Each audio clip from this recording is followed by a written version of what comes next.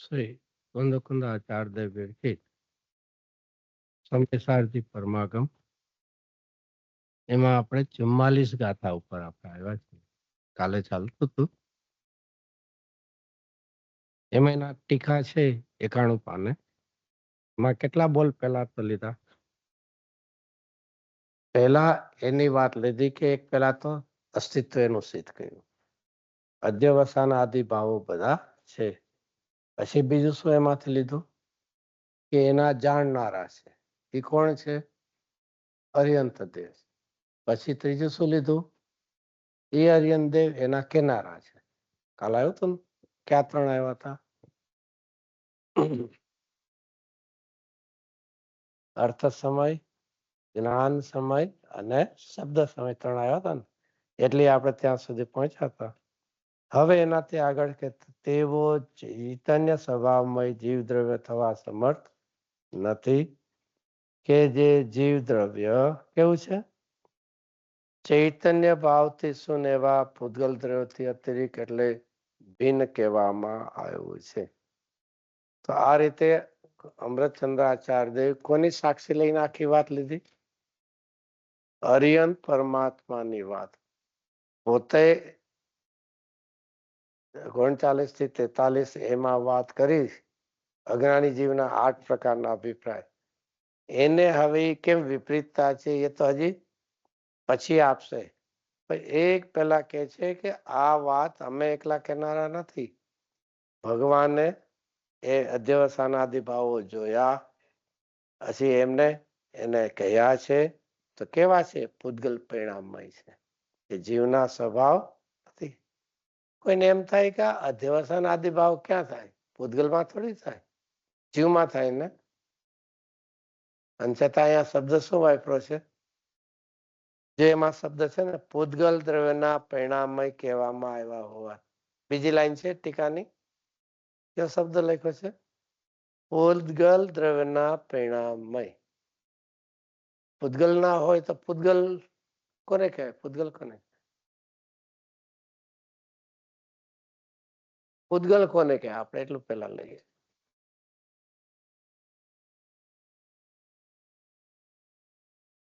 હા, તો આમાં અધ્યવસાનમાં છે સ્પર્શ રસગંધ વર્ણ છે? નથી ને? તો પૂતગલ ના ન કહેવાય ને. અરે એના લક્ષ્ય થયા પણ પૂતગલ તો નથી ને. એના લક્ષ્ય ત્યાં છે પછી એટલે તમે એને પૂતગલ કહી દો. આવું બધું એક મિનિટ. પૂતગલ દ્રવ્યના પરિણામમય શબ્દ તો છે, આમાં જેવા ક્યાં શબ્દ હોય? એક મિનિટ, તમે કેવા વાંચો? કઈ લાઈન વાંચો? ક્યાં લાઈન? કઈ લાઈનમાં જેવા શબ્દ ક્યાં છે? ટીકામાં બીજી લાઈનમાં જેવા શબ્દ નથી. પૂતગલ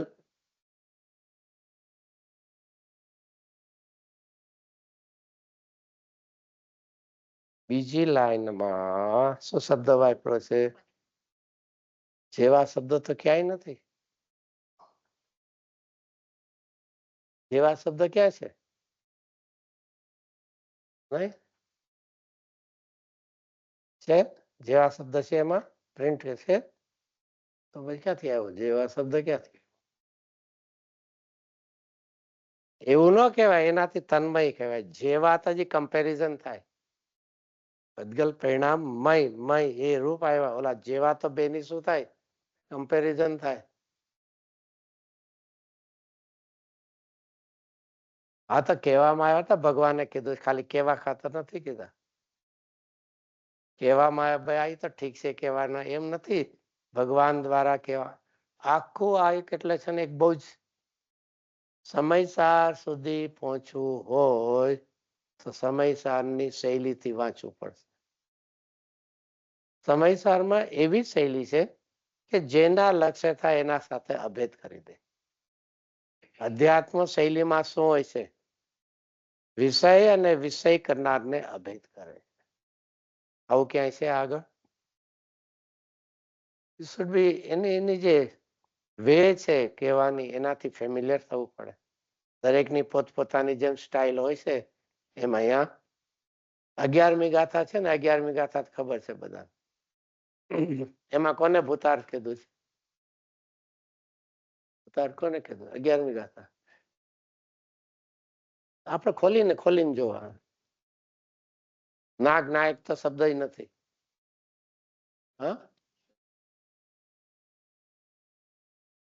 હા, સુધનય ભૂતાર કીધું ને. હા, તો સુધનય શું છે? દ્રવ્ય છે, ગુણ છે કે પર્યાય છે? પર્યાય છે ને. 11મી ગાથામાં પર્યાય ને ભૂતાર કીધી. પણ નય કોને કહેવાય?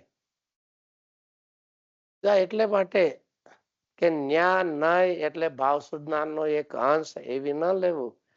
શુદ્ધ નય નો વિષય એને અભેદ કરીને કીધું.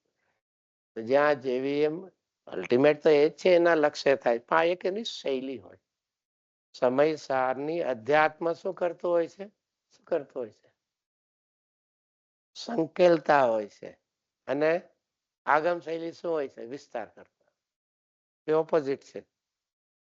આગમ શૈલીમાં જીવ આવે તો જીવની શું વ્યાખ્યા આવે? કે જીવ બે પ્રકારના, સંસારી ને સિદ્ધ. પછી સંસારી કેવા હોય? કે ત્રસ ને સ્થાવર હોય. પછી ત્રસમાં 2 ઇન્દ્રિયથી માંડીને સ્થાવર 5 ઇન્દ્રિય વાળા. આખો શું કરતા હોય છે? એમાં વિસ્તાર. અને જે અધ્યાત્મ શૈલી છે એ શું કરતો હોય છે? એ સંકેલો. તો અહીંયા આખી એ શૈલી છે કે પૂતગલ દળ. અહીંયા તો કેવું તો એ, અને આ રીતે 3 બોલ કરીને એ એવું કીધું આચાર્ય દેવે કે એ બધા પૂતગલના પરિણામોથી જીવ થવા એ સમર્થ નથી, અને તેથી જીવથી એ બધાને કેવા છે? ભિન્ન કહેવામાં આવ્યા. કોઈને એમ થાય કે આવી શૈલી શું કામ, આવું લોજિક શું કામ? પૂતગલના લક્ષ્ય થયા માટે એના પૂતગલ કહેવા, એવું શું કામ? તો એક વાત શું છે? પહેલું, અધ્યવસાન આદિભાવો છે એટલે બધા વિભાવ બધા જ લઈ લેવા. એ જો આત્માના હોય, આત્માના સ્વભાવમાં હોય તો કોઈ દી છૂટે નહીં. પણ એ તો અધ્યવસાન આદિભાવો તો છૂટી જાય છે. એનો અર્થ કે મારું સ્વરૂપ નથી. તો મારું નથી તો એને ક્યાંક તો સ્થાન આપવું પડશે ને. મારું નથી તો ક્યાં છે? તો એ શૈલી લીધી કે જેના લક્ષ્ય થયા એના છે. એ આખી એક શૈલી હોય છે અહીંયા. ચલો હવે ત્યાં સુધી. અને તેથી જેવો આદ્યવસાદીને જીવ કહે છે તેઓ ખરેખર પરમાર્થવાદી નથી. જેવો એટલે કોણ લેવું અહીંયા? જેવો એટલે કોણ લેવું? જેવો એટલે જોરથી બોલો તો સંભળાયો.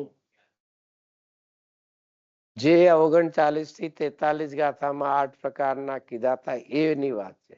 કારણ કે એનો અહીંયા જવાબ છે ને, જેવો એટલે જે આગલી 39 થી 43માં જે 8 પ્રકારના, તો જેવો આ અધ્યવસાન જીવ તે પરમાર્થવાદી.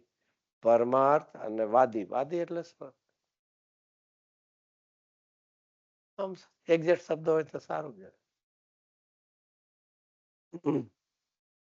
પરમાર્થ કહેનાર અને પરમાર્થ જાણનાર. વાદમાં બે શું છે? અહીંયા પરમાર્થ એટલે યથાર્થ પડે, જેવું છે એવું. જેમ પાણીનો ગ્લાસ હોય ને ઘરે, હોય ને, કેટલા હોય પાણીના ગ્લાસ ઘરે? 1-2 તો હશે ને. બે તો બહુ ના, ઘણા હશે ને. કેટલા હશે? 8-10? કેટલા?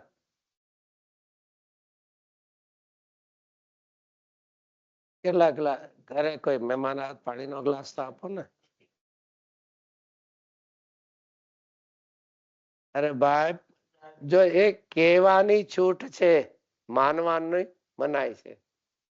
શું છે? સંયોગ જોઈને કહેવાની છૂટ છે પણ માનવાની મનાય. અને એવું માને એને કહે છે તે પરમાર્થવાદી નથી.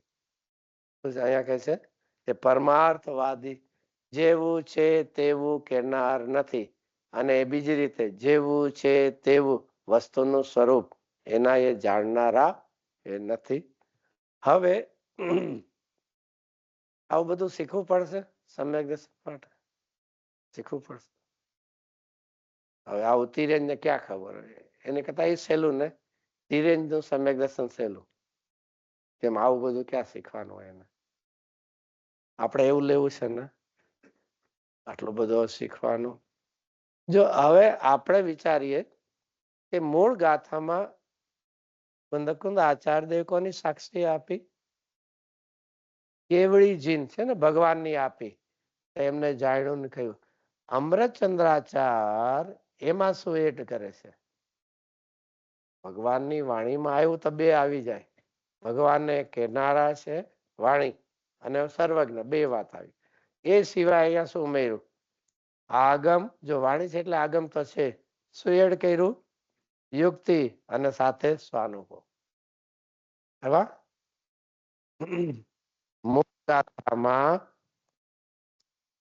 શું લીધું હતું? કેવળી જીન ભાગ્ય, તો બે આવી જાય. ભગવાનને આમ જોયું છે અને ભગવાનને આમ કહ્યું.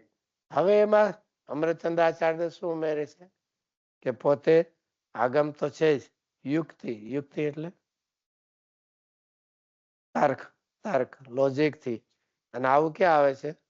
આગમ, યુક્તિ ને પાંચમી ગાથામાં શું આવે છે? પાંચમી ગાથામાં હા, ટીકામાં જ આવે છે. જયચંદજી બહુ સિમ્પલ 4 શબ્દ આપી દીધા ભાવાર્થમાં. આગમનું સેવન, યુક્તિનું અવલંબન, પરાપર ગુરુ, અને છેલ્લે સ્વાનુભવ. અનુભવ, સ્વાનુભવ. જીવનમાં અનુભવ જેવું કોઈ પ્રૂફ નહીં હોય. અહીંયા અમૃતચંદ્ર આચાર્યદેવ સ્વાનુભવ એડ કરે છે. આવી આગળ ઘણી શૈલી આવી હોય છે. એક વિચારવા જેવું છે. ભગવાનને જોયું, વાણીમાં કહ્યું, એ તો છે જ. સાથે સાથે યુક્તિથી પણ સિદ્ધ થાય અને અનુભવથી પણ સિદ્ધ થાય. એવું ક્યાંક આગળ આવશે? આવે છે? આગળ ક્યાં આવે છે? થોડું કાઢવું પડશે. ક્યાં આવે છે આગળ? 68મી ગાથા કાઢો. 1, 2, 3.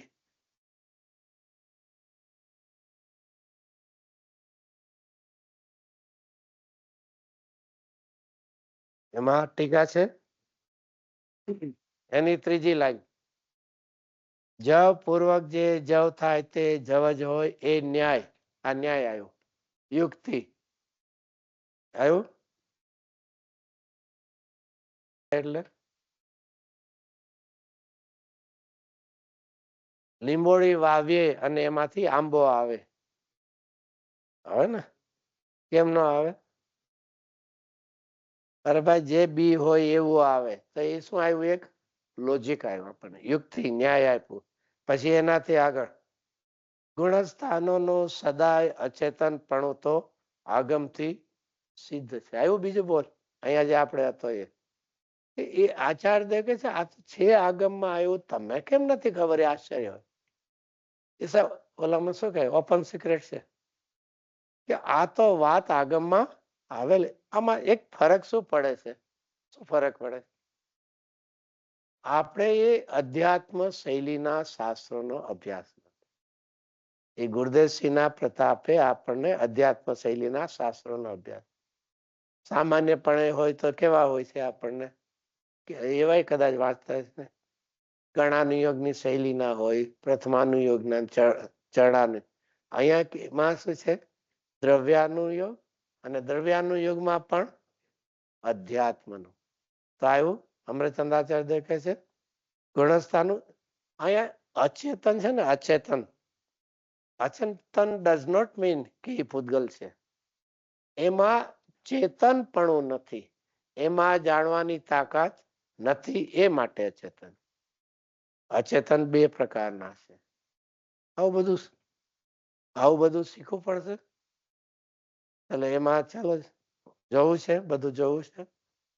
એક પાનું ફેરવો, 125 પાનું. એમાં શ્લોકાર્થ છે ને ઉપર જ 42 નો. અજીવ બે પ્રકારે છે, મળે છે શબ્દ. અજીવ બે પ્રકારે હોય. અજીવ કેટલા છે? પાંચ છે ને, અહીંયા તો બે કીધા. અરે અજીવની સંખ્યા નથી કીધી, બે પ્રકાર છે. શબ્દ ક્યાં આપ્યા છે? વર્ણાદિ સહિત ને વર્ણાદિ રહિત, એટલે એક પૂતગલ પણ છે ને આરૂપી પણ. તો અહીંયા જે અચેતન પણ, અહીંયા તો ગુણસ્થાન છે, અહીંયા આપણે કયો વિષય ચાલે છે? અધ્યવસાનનો. તો એ કેવા છે? કેવા છે? પૂતગલના પરિણામ છે, અને છતાં હજી એને અચેતન કહીએ તો વર્ણાદિ રહિત છે. અહીંયા તો પૂતગલ ના અલગ છે, પૂતગલ ના કીધા જે રીતે જ્યાં હોય તે રીતે. અને ઓલામાં ચલો 68માં વાંચવાનું રહી ગયું ને, શું રહી ગયું? એમાં હજી છેલ્લે છે સ્વાનુભવ છે. જો બે વાત આવી, જવ આવી, પછી અચેતન પણ આગમથી છે, અને લાસ્ટ લાઈન ચૈતન્ય સ્વભાવથી વ્યાપ્ત જે આત્મા. Page number 1 2 3, last line. કોણ છે ચૈતન્ય સ્વભાવથી વ્યાપ્ત? કોણ છે? કોણ વ્યાપ્ત છે? હો, હમણાં તો આવ્યું ગુરુદશી, કેટલી બધી લઈ દીધા. પરદ્રવ સ્વરૂપ છે, અને દુઃખના નિમિત્તો, અને એમાં જીવ પણ નથી. બધા 5 બોલ લીધા તને એમાં. એના સ્વાર્થના સગા છે. જીવનમાં ક્યારે પણ આ રીતે પોતે વિચાર્યું નથી. હું જ્યાં એકાકાર થઈને એ પર રૂપે છે. અહીંયા કે છે હું કેવો છું? ચૈતન્ય સ્વભાવથી વ્યાપ્ત. જેમ સાકર હોય ને, સાકર સુગર, એમાં ગેડો ટેસ્ટ ક્યાં આવે? અપર સાઈડ, લોઅરમાં. ના, ઓલ ઓવર તો નહીં, એમાં right hand side, left hand સાઈડમાં. ઇનર કે આઉટર? બધે આવે. કારણ કે સાકરની અંદર ગરપણપણું સર્વત્ર વ્યાપ્ત છે. એક રીતે વિચારવા જેવું છે. દ્રવ્યની અંદર જે કોઈ હશે એ કેટલા ક્ષેત્રમાં વ્યાપ્ત હશે? એ તો ગુણ છે, પર્યાય તો નહીં ને, સર્વ ભાગમાં ન હોય ને.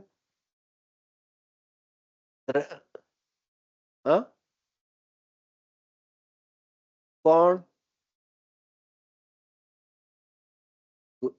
પર્યાય કે ગુણ?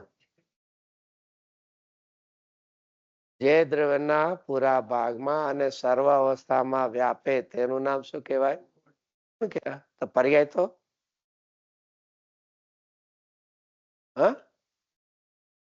અરે હાલતમાં એ ગુણ રહેશે એની વાત છે, પણ એ પર્યાય છે દ્રવ્યમાં કેટલા ભાગમાં એ ન આવ્યું. પર્યાય કે આવી ગઈ એમ તો દ્રવ્ય ક્ષેત્ર કાળ ભાવ આવી ગયા.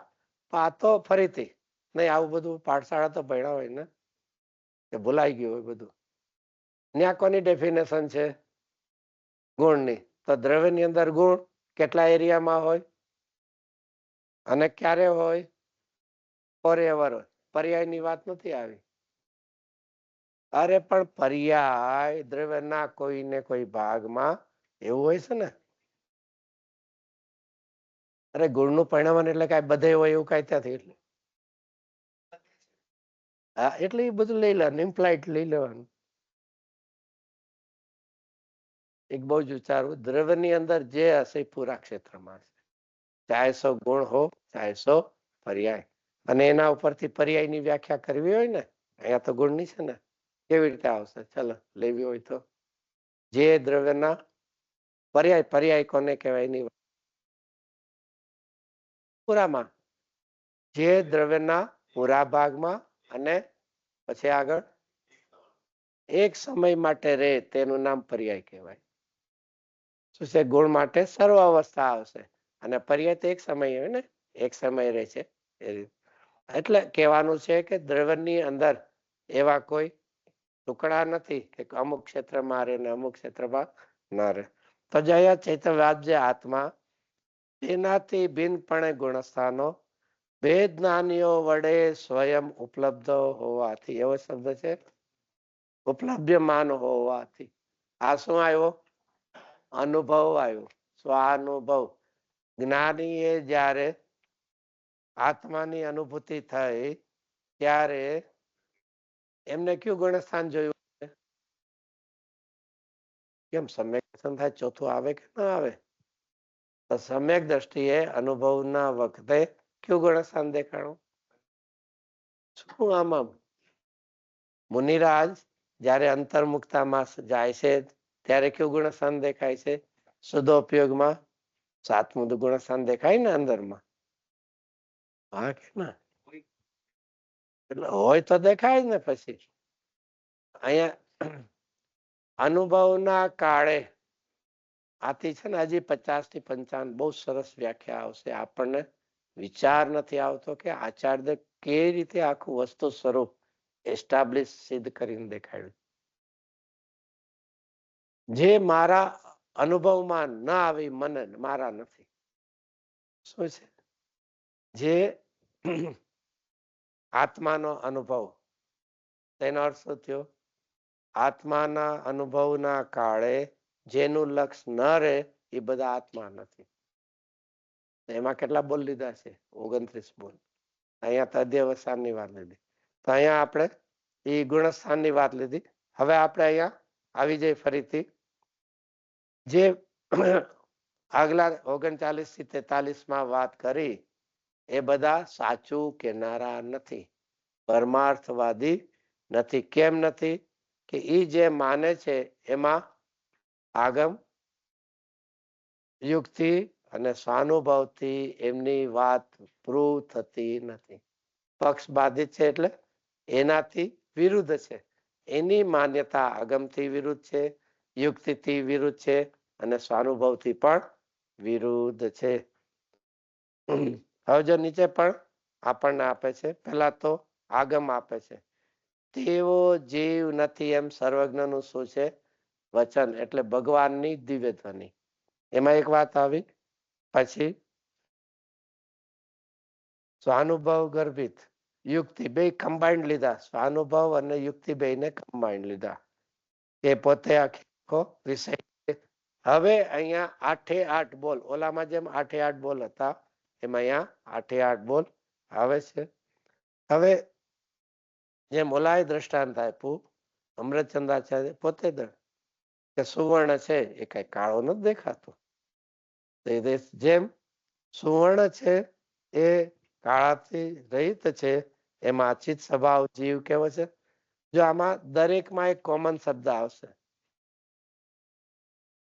ચિત્ત સ્વભાવ રૂપ જીવ. બધા જ બોલમાં શું આવશે? ચિત્ત સ્વભાવ રૂપ જીવ. આખી એક માઇન્ડમાં સેટ થઈ જવું જોઈએ કે આત્મા એટલે કોણ? ચિત્ત સ્વભાવ રૂપ જીવ. આપણે તો કઈક ગુણસ્થાન, માર્ગસ્થાન, જીવસ્થાન એવું માનીએ. એક બોલમાં આપણને એ વાત આપણને કરશે. હવે બીજો બોલ છે પાછળ 92 પાને, કે અનાદિ જેનો પૂર્વ અવયવ અને અનંત જેનો ભવિષ્ય અવયવ. એટલે શું હશે? બધું શબ્દો જરા ડિફિકલ્ટ લાગશે. શું આવ્યું પેલું? અનાદિ જેનો પૂર્વ અવયવ. અવયવ એટલે અંગ. અંગ એટલે એક ભાગ, એક પાર્ટ જેમ કહે ને. તો એ ત્રણકાળ છે ને, એમાં ભૂતકાળ એનો એક પાર્ટ છે, વર્તમાન એક છે અને ભવિષ્ય પણ છે. એ રીતે અહીંયા વાત કરી કે અનાદિ જીવ રખડે છે, ભવિષ્યમાં પણ રખડે છે. તો એ જીવ છે તો કે એ પણ નથી, કારણ કે એ કર્મના નિમિત્ત જે છે એનાથી જીવ જુદો વેદનાનીઓને ઉપલબ્ધમાન છે. પછી તીવ્ર મંદ અનુભવ, જે કર્મમાં શું આવે છે? અનુભાગ. એ તીવ્ર અને મંદ એનાથી પણ જીવ જ્ઞાનીઓને અનુભવમાં આવે છે. એ રીતે બધા જ બોલ ઓલાની સામે લઈ લેવા. અજ્ઞાનીએ દ્રષ્ટાંત લઈને આપ્યું અને અહીંયા અમૃતચંદ્રાચાર્ય અનુભવ લઈને વાત આવી. શું છે? ત્યાં બધા જુદા જુદા દ્રષ્ટાંત આવતા હતા ને. ઓલા ખાટલામાં 8 લાકડા છે, એમાં સૂતો હોય એ કે 8 કર્મમાં જેમ આત્મા છે. આચાર્ય દેવે તો અહીંયા કીધું દ્રષ્ટાંત નહીં. શેનાથી વાત સિદ્ધ કરી? અનુભવથી. એટલે દરેકમાં આ શબ્દ આવે છે કે એ આત્મા કેવો છે? વેદનાનીઓ વડે સ્વયં ઉપલબ્ધમાન છે. આ રીતે એ કરીને હવે 93 પેજ ઉપર આપણે આવીએ. 34 નંબરનો કળશ ઉપરનું એક સરસ આચાર્યદેવ કેવી આપણી ઉપર મીઠાશ કરુણાથી છે. અહીં પૂદગલથી ભિન્ન આત્માની ઉપલબ્ધિ પ્રત્યે વિરોધ કરનાર, એટલે કે પૂદગલને જ આત્મા માને છે. આત્મા પૂદગલથી ભિન્ન છે એવું નથી. શું છે બ્રેકેટમાં શું આપ્યું છે અહીંયા? પૂદગલથી ભિન્ન આત્માની ઉપલબ્ધિ વચ્ચે વિરોધ, એટલે પૂદગલથી આત્મા જુદો છે એવું કાંઈ છે નહીં. પૂદગલને જ આત્મા જાણનાર એને પુરુષને, હવે શબ્દ શું છે? હિત રૂપ આત્મ પ્રાપ્તિની વાત કરી. શું વાત કરે છે હવે આચાર્યદેવ? તારું હિત શેમાં છે? આત્માની પ્રાપ્તિ. અને આત્માની પ્રાપ્તિ ક્યારે થશે? પૂદગલથી ભેદનાન કરીશ તો. તે વાત મીઠાશથી, મીઠાશ એટલે કેવી રીતે કીધું? કેવું છે એનો જો શ્લોકાર છે એનો છે ને, મીઠાશથી ઉપદેશ કરે એમ. હે ભવ્ય, કોનો આ શબ્દ છે? કોનો છે? એ ક્યાં છે શ્લોકમાં? ક્યાંય નથી. શ્લોકમાં ક્યાંય નથી. જો એક બહુ જયચંદજી બહુ સારા ભાવો લખ્યા છે વસ્તુ સાથે લિંક કરવા માટે. જા જયચંદજીનો શબ્દ છે. જે કોઈ શ્લોક છે એના અર્થો સ્વયં અમૃતચંદ્રાચાર્ય નથી. એના જે બધા અર્થો છે એ કોણે લખ્યા છે? જયચંદજીએ લખ્યા છે. સૌથી પહેલો કળશ યાદ છે ને બધાને? નમઃ સમય સારા. એમાં સારનો અર્થ શું લખ્યું છે?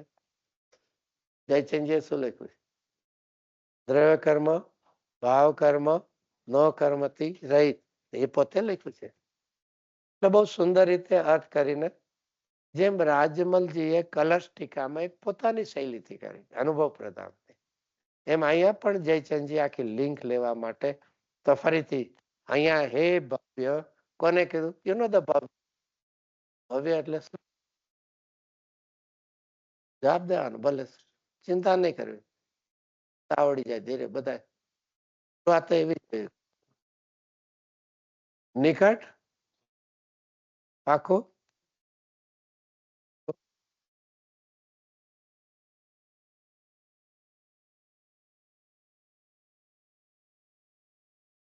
હજી બરોબર ક્લિયર કટ વ્યાખ્યા ન આવે.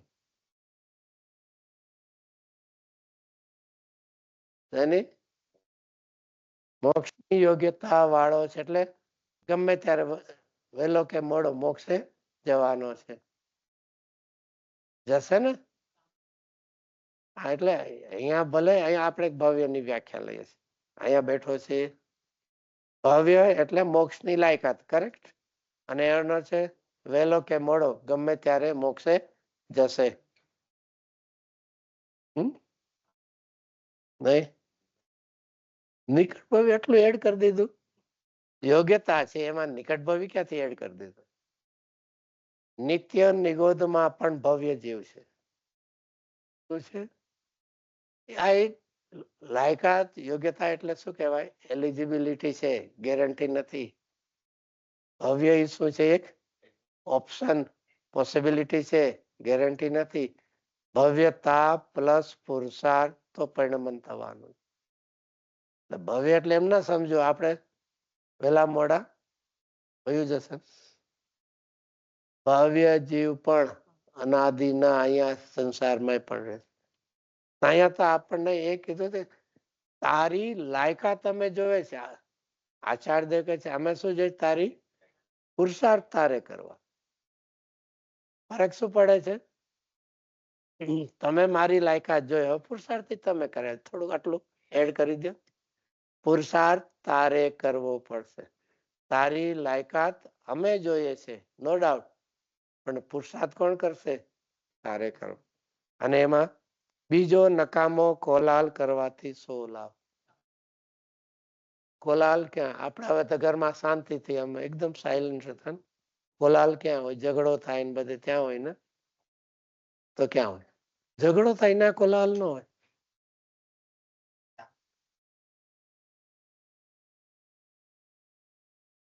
જી એને કોલાહલ કે થોડી કહેવાય. ભગવાનની પૂજા પૂજા ભક્તિ સ્વાધ્યાયમાં બેઠા યાત્રામાં ગયા હોય એ કોલાહલ થોડી કહેવાય. ઓલા પાપના પરિણામ થતા ન્યા કોલાહલ. હજી તમે કહો એ તો આમ બોલી લેવું તો લાંબુ.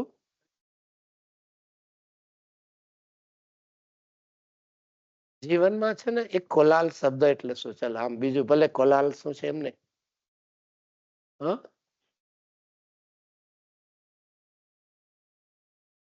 બહુ અવાજ, પણ એનાથી એટલાથી આમ નહીં.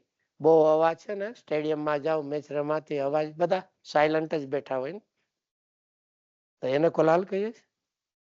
ત્યાં તો ઉલટા ના હોય, એન્જોય કરે ને, એન્જોય જ કરે. જેને રસ હોય ત્યાં જઈને એન્જોય જ કરે. ત્યાં કોલાહલ નથી કહેતા.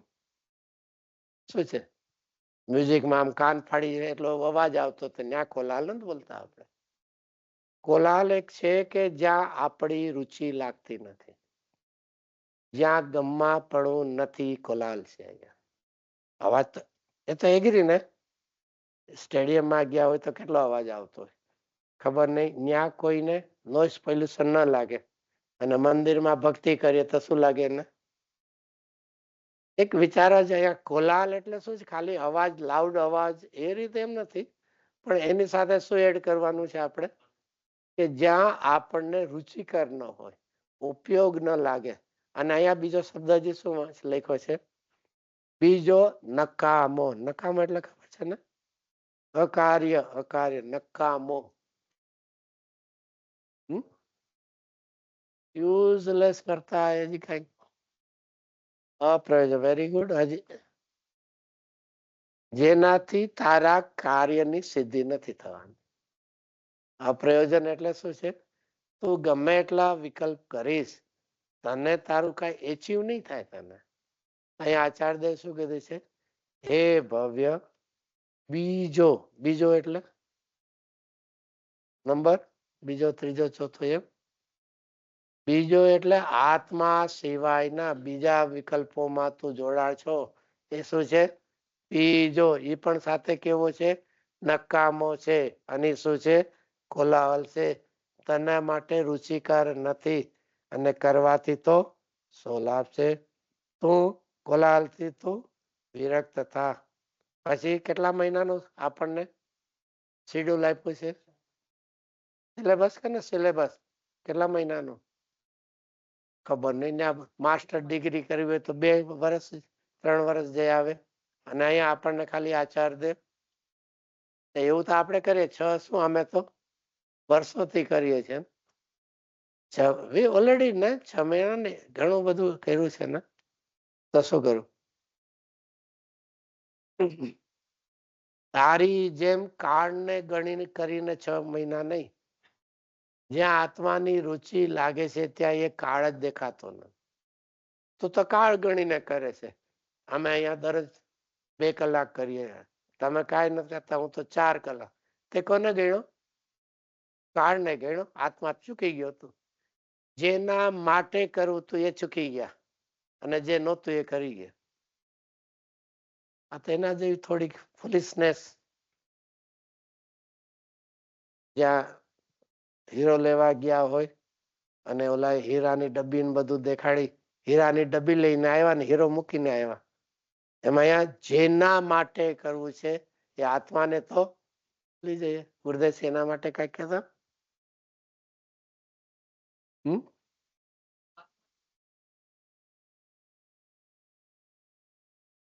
પરને મૂકીને જાન, જેને તે જાન નો કહેવાય. શું કહેવાય? માણસના ટોળા કહેવાય. એમાં આ આખું પ્રયોજન આપણે ભૂલી જઈએ છીએ. જેને પ્રાપ્ત કરવો છે તો ભૂલી જઈએ અને કાળને યાદ કરીએ, ક્ષેત્રને યાદ કરીએ છીએ. તું વિરક્ત થા અને 6 મહિના અભ્યાસ કર. અને જો તું પછી જો તું કરીને કર. આવું કરતો નથી પછી કે મને આત્મા દેખાતો નથી. આવું જ ક્યાંથી? કમસે કમ આચાર્યદેવ જેવું કે છે એવું એક પ્રયત્ન તો કર. અને એવું ન કરીએ તો કઈ આત્મા મળવાનો નથી. ચાલો એનાથી આગળ આપણે લઈએ 45 ગાથા. એનું ટાઇટલ છે 94, પેજ નંબર 94. હવે શિષ્ય પૂછે છે કે આ અધ્યવસાન આદિ ભાવો જીવ ન કયા. જો અહીંયા શિષ્ય હવે શું કરે છે, આપે જે 44માં લોજિક આપ્યું, ભગવાનની વાણી એટલે આગમ આપ્યું અને સ્વાનુભવ, તો અમે આપની વાતને હવે શું છે સ્વીકારીએ, માન્ય કરીએ, શિરોધાર્ય કરીએ છીએ. પણ અમને એટલે તો અધ્યવસાન આદો જીવ નથી, જીવને તો જુદો કયો છે. પણ અમારો પ્રશ્ન એ છે તો આ ભાવો પણ ચૈતન્ય સાથે સંબંધ રાખનારા પ્રતિભાસ. આપ ના પાડો છો પણ અમને તો ક્યાં હોય છે ગુણસ્થાન, ક્યાં હોય, પૂતગલમાં કે જીવમાં? જીવમાં જ હોય ને. એક આશ્ચર્ય છે ને, જીવસ્થાન જીવને જ હોય ને. જીવ સ્થાન લીધે પછી પૂછવાનું શું હોય? અહીંયા કે છે જીવસ્થાન નથી, પણ અમને તો જીવ સાથે સંબંધ રાખનારા પ્રતિભાસે છે. પ્રતિભાસે છે એટલે ખાય છે, જાણવામાં આવે છે. આપ કહો છો અમે સ્વીકારીએ છીએ, પણ અમારી આ શું છે, એક મૂંઝવણ છે કે ચૈતન્ય સાથે સંબંધ રાખનારા પ્રતિભાસે, અને છતાં તો પણ તેમને પૂતગલના સ્વભાવ કેમ કયા? આપ કહો છો પણ પ્રેક્ટિકલી અમે જો જોઈએ તો આ તો બધા જીવ સાથે છે, જીવની પર્યાય છે, અને છતાં એને પૂતગલ કેમ કયા? તો ફરીથી અહીંયા શેની વાત કરે છે? જે પહેલા અધ્યવસાન આદિને પૂતગલના કીધા હતા એ કેવી રીતે કીધા હતા? એના લક્ષ્ય થાય એ લોજિક લીધું ને આપણે. હવે અહીંયા શું લે છે? શું છે અહીંયા? ધર્મ અષ્ટ પ્રકારનું જીવ પૂતગલ કે છે, અને પરિપાક સમયે જેનું ફળ દુઃખ નામ શું આવ્યું? લોજિક શું આવ્યું? કે આ જીવસ્થાન, ગુણસ્થાન ને બધા શું હોય છે? કોની સાથે સંબંધ હોય છે? પૂતગલ કર્મ અને એનો પણ ઉદય આવે ત્યાં. ઓલું શું લીધું તું? એની લક્ષ્ય થાય છે. હવે કોની સાથે વાત લે છે? કે આ બધા જે છે સાથે સાથે કર્મનો ઉદય હોય છે ને એ પ્રમાણે. તો કુંદ આચાર દેખે છે. ફરીથી અહીંયા કોનો આપણને આપે છે? ભગવાનનો પાછો આપે. જીન કહે છે 8 પ્રકારના કર્મ છે, એ બધા કેવા છે? નેચરલ પૂતગલ છે, પાકો કે સેમી પૂતગલ છે? નહીં, ટોટલી પૂતગલ. તો પછી આચાર્ય દેખે છે એ જો 8 કર્મ પૂતગલ છે, તો 8 કર્મના ઉદય જે મળે છે એ પૂતગલ કેમ ન કહેવાય? છે બે પ્રકાર. ઓલી પણ એક લોજિક હતું, આ પણ છે કે પૂજો ગાથાર્થ વાંચીએ તો સહેલું આવશે. તો ફરીથી 8 પ્રકારના કર્મ છે એ જીનેન્દ્ર દેવે એ બધાને કેવા કીધા છે? પૂતગલ કીધા છે. અને પરિપાક સમય એટલે જ્યારે ઉદય, અબાધા કાળમાંથી ઉદયમાં આવે છે ત્યારે જેનું ફળ દુઃખ નામ, એના ફળ રૂપે આ બધા મળે છે, અને એનું લક્ષ કરે છે પાછું દુઃખ જ થાય. અને તેથી આખું એ અપેક્ષા એ બધાને કેવા કીધા છે? પૂતગલ દ્રવ્યના પરિણામમય કહેવામાં આવે. થોડું પછી આપણે